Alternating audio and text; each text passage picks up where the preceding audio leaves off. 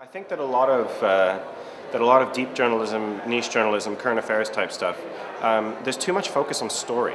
I don't think that we serve ourselves well as journalists by limiting what we do to stories. You know, there's more to conveying understanding than that. I think that interactivity itself can be used to convey understanding. And you know, I do interactive journalism, and one of the things that I'm into, that I'm developing, is video games that are journalism devices, right? Games are a medium, just like text or video or audio or anything else. And video games can be used to convey understanding without narrative.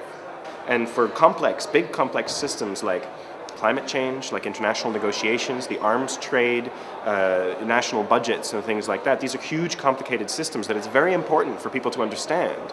But if you abstract them into a narrative, into a story with characters and with locations and that kind of stuff, then you end up with something that maybe isn't the best way to convey that understanding.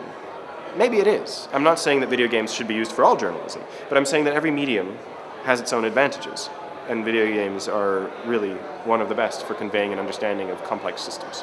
I think some of the niche issues are the same issues that say an old style beat reporter has, and that is, don't write just for your sources in the niche. So remember, if you're trying to, you may be covering something quite tight vertical in news, but make sure that it's not only accessible to the people who live in that niche, but also maybe to other people outside of it as well. I mean, politics, and we all talk about the Westminster bubble or inside the Beltway politics coverage.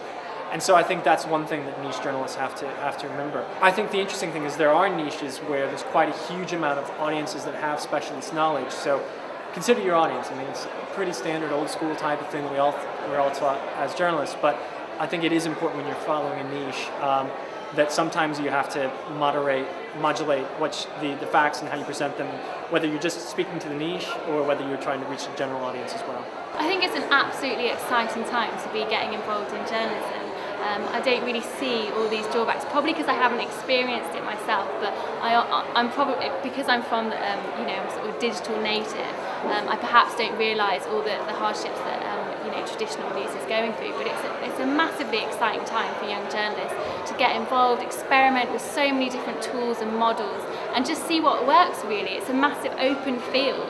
You don't have to be hemmed into one area or another, and I would just advise people to sort of get out and go and have a play, and if you've got that entrepreneurial streak in you, go and nourish it, but if you still want to carry on and go and do news in a traditional way, then there's still those opportunities there.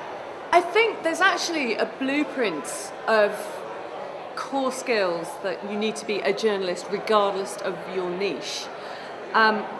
I then also think that, as the panel discussed, there's a mix of having a mindset and a curiosity, and then perhaps you might have a portfolio of more specific skills for the platform that works really well to tell that story and to engage your niche, your consumer. But I actually, in terms of your market, those skills are the same.